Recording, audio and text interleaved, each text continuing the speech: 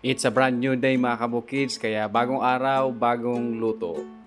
Sa video na to mga kabukids ay magluluto po tayo ng masarap na crab meat at lalagyan po natin ng gulay.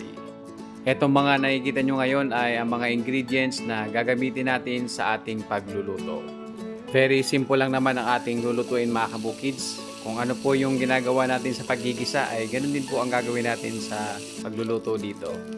Habang nagluluto nga tayo mga kabukids ay magbibigay tayo ng magandang trivia para po sa inyo.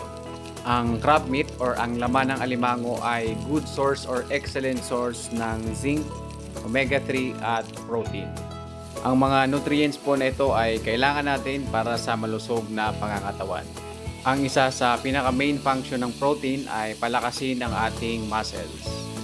Ang mineral na zinc ay importante din po kasi nakakatulong ito para mapanatiling malakas ang ating immune system.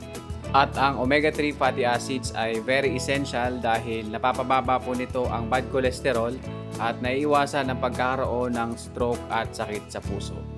Ano ba yan, Manoy? Pagluluto ka lang, ang dami mo pang ek-ek na sinasabi? Alam mo, mas maganda yung nagbibigay tayo ng mga kaalaman sa ating mga kabukids. Sabi nga ni Ernie Baron, knowledge is power. Ay nako, power ka pa dyan, baka kilikili power mo yan. O siya, i-prepare mo na lang ang mesa at para makakain na tayo. Sige na mga kabukids, galit na tong kasama ko. Gutom na ata to eh.